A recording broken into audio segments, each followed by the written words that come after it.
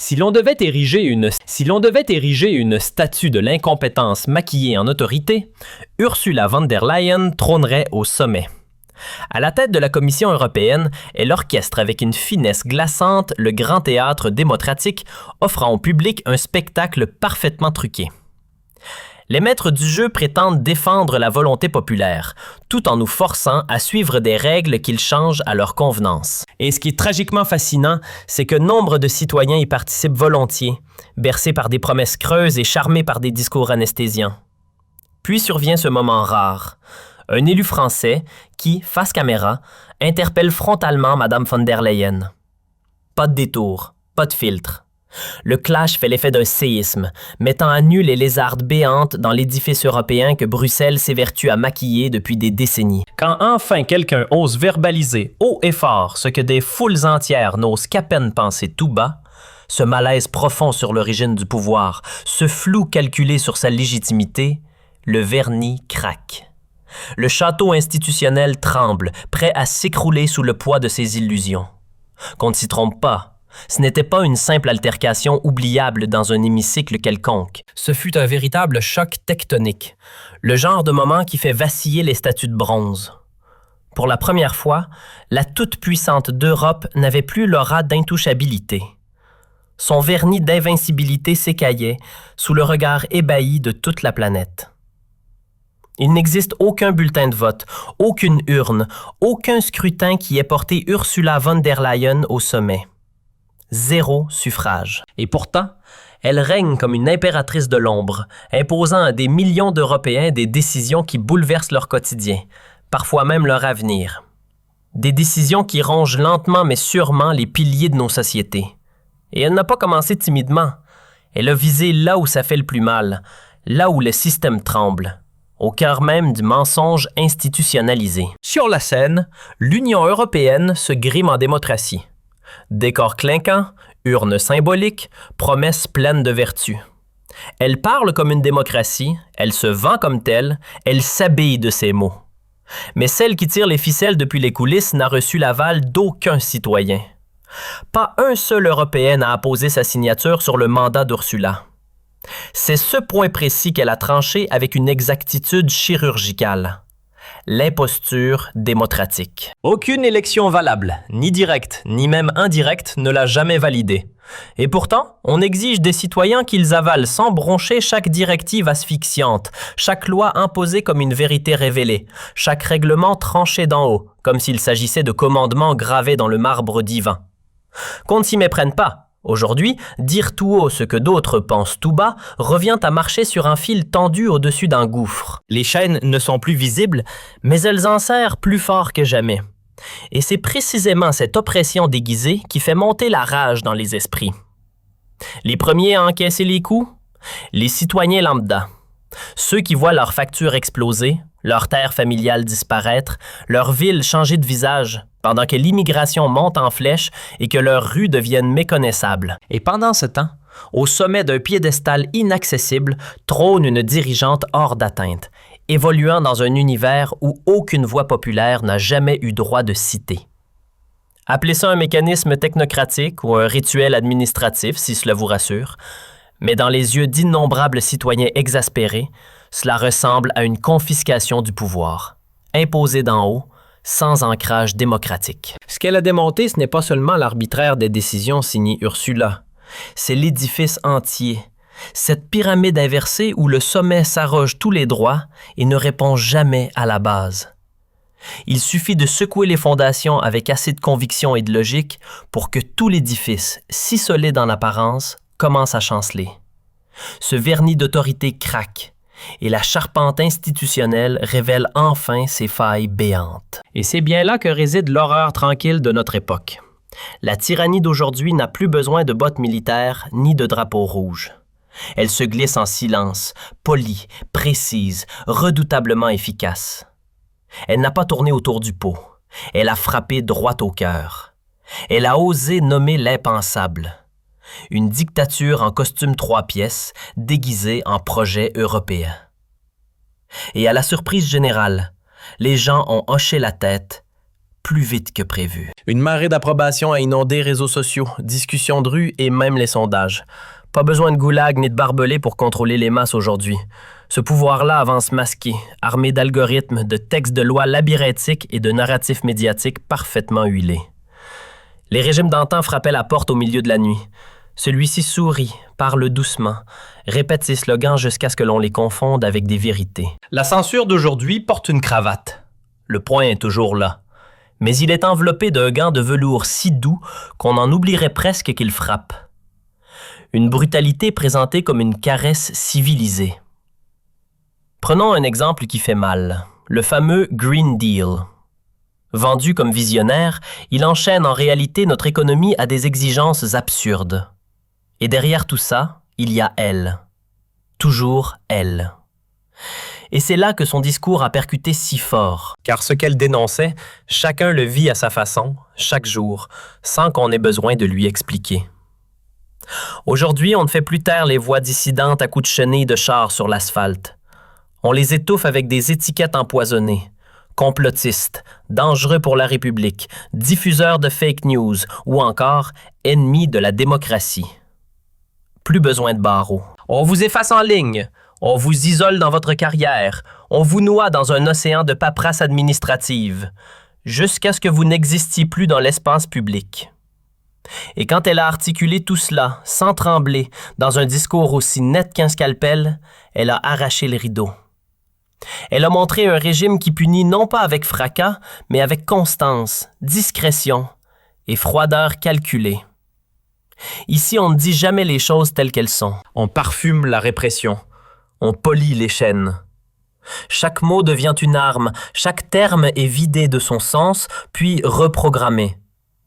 Et c'est là qu'elle a porté le coup le plus tranchant.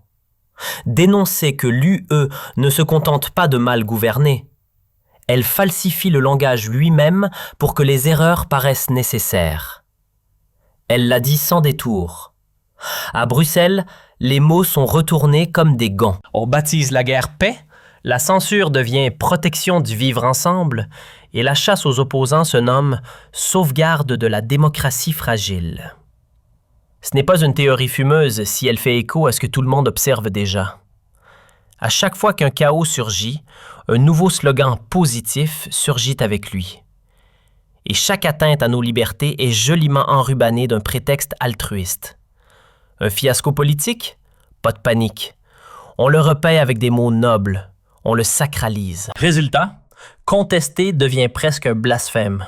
Et pour préserver la paix, il faudrait, nous dit-on, mener la guerre à la Russie, en croisant les doigts pour que ça ne dégénère pas. On nous assure que la démocratie est mieux protégée quand certains partis sont interdits et que la liberté d'expression gagne à être encadrée, surtout quand elle dérange le discours officiel.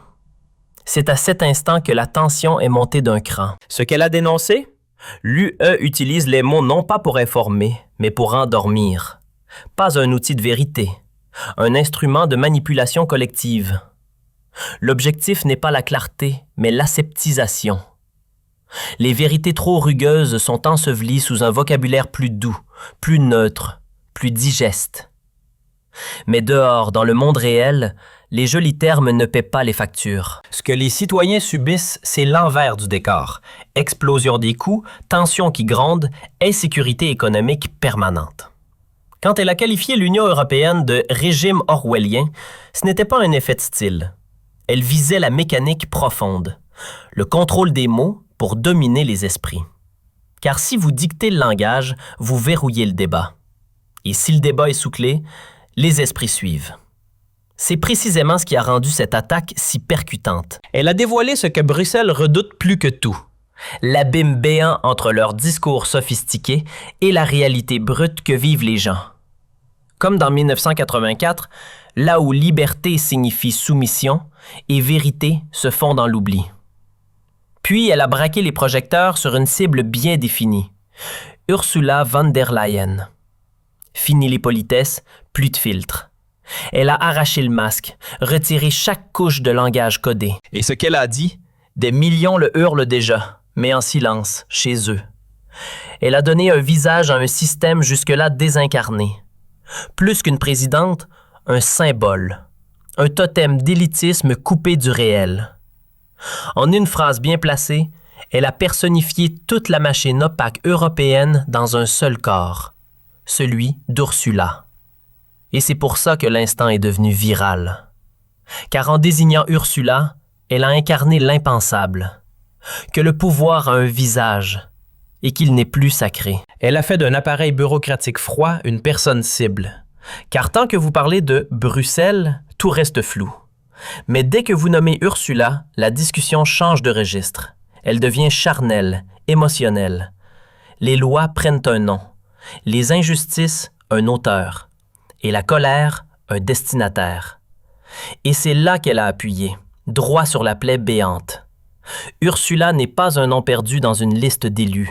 Elle incarne pour beaucoup l'image d'un pouvoir qui ne peut ni être contesté, ni évité, ni désavoué dans les urnes. Une autorité omniprésente, mais inaccessible. À cet instant précis, le débat politique s'est transformé en insurrection verbale. Ce n'était plus un simple discours, mais une attaque ciblée contre le trône européen. En fixant Ursula dans sa ligne de mire, elle a dit tout haut ce que Bruxelles espérait enfouir à jamais. Un inventaire accablant que personne n'osait articuler. Ce ne sont pas des abstractions idéologiques qu'elle a dénoncées, mais des décisions concrètes, quotidiennes, qui impactent la vie des gens dans leur chair. C'est cette accumulation de mesures que les citoyens vivent comme une longue punition et qui ont fait d'Ursula une figure de rejet à l'échelle continentale. Le Green Deal, c'est elle. Ce paquet de règles déconnectées qui étranglent les économies locales. Le pacte migratoire, encore elle. Un mécanisme qui, selon elle, dilue nos identités sans contrôle, sans débat, sans retour. Elle a commencé par démolir le Green Deal, le décrivant non pas comme un projet écologique, mais comme une arme contre les producteurs, les transporteurs, les commerçants. Pas contre le carbone, mais contre ceux qui n'ont ni temps, ni moyens, ni filet de sécurité. Pour le citoyen lambda, ce n'est pas une transition verte, c'est une strangulation méthodique. Une saignée économique déguisée en vertu environnementale. Puis, elle a dégainé le sujet explosif, l'immigration. Là où Bruxelles vend un bel emballage de solidarité européenne, elle y voit du chaos injecté dans les quartiers, du déséquilibre imposé depuis des bureaux éloignés par des gens qui, eux, ne paient jamais l'addition. Des écoles qui débordent, des centres d'accueil saturés, des quartiers sous tension permanente et une sécurité publique qui semble tenir sur un fil. Le quotidien devient un état d'urgence silencieux. Et comme si ça ne suffisait pas, elle pousse encore plus loin en lançant Rearm Europe, un gigantesque chèque de 800 milliards d'euros, en grande partie destiné à l'Ukraine, un pays qui n'est ni membre de l'Union, ni censé le devenir, sauf si on souhaite jouer avec la dynamite géopolitique. Elle n'a pas hésité. Elle a foncé droit sur ce plan de réarmement titanesque, le plus vaste de l'histoire européenne. Et elle l'a dit sans détour, pendant que les citoyens comptent leurs centimes, Bruxelles dépense des milliards en missiles. L'inflation étrangle les foyers, les loyers s'envolent et l'angoisse s'installe. Mais l'Union continue d'injecter des sommes vertigineuses dans l'armement, comme si la guerre était une évidence, pendant que la population se débat avec le coût de la vie. Oui, l'Europe se muscle, mais à quel prix et pour qui? Elle a ensuite dynamité l'idée d'une adhésion de l'Ukraine à l'UE, la qualifiant de délire diplomatique. Ce que Bruxelles présente comme le cours naturel des choses est, selon elle, une recette pour le chaos. Explosion des coûts, dérive militaire, implosion sociale. Et quand elle a relié toutes ces décisions directement au nom d'Ursula, en la tenant pour comptable de chaque choix, la critique est devenue autre chose. C'était un acte d'accusation, un réquisitoire en plein jour. Et parlons franchement, ces fameux SMS, où sont-ils? Ceux qui auraient scellé un deal de 35 milliards d'euros avec le PDG de Pfizer, Albert Bourla, dans l'opacité la plus totale. Est-ce qu'on les verra un jour? Ou doivent-ils rester à jamais dans la corbeille des secrets bien gardés? C'était son coup d'estoc. Elle a visé là où ça brûle, au centre névralgique des soupçons de corruption. Une transaction astronomique, sans contrat public, sans trace administrative, sans preuve formelle, juste un silence pesant et quelques regards fuyants. Et elle ne l'a pas enrobé de miel. Elle a servi l'accusation, brute, froide,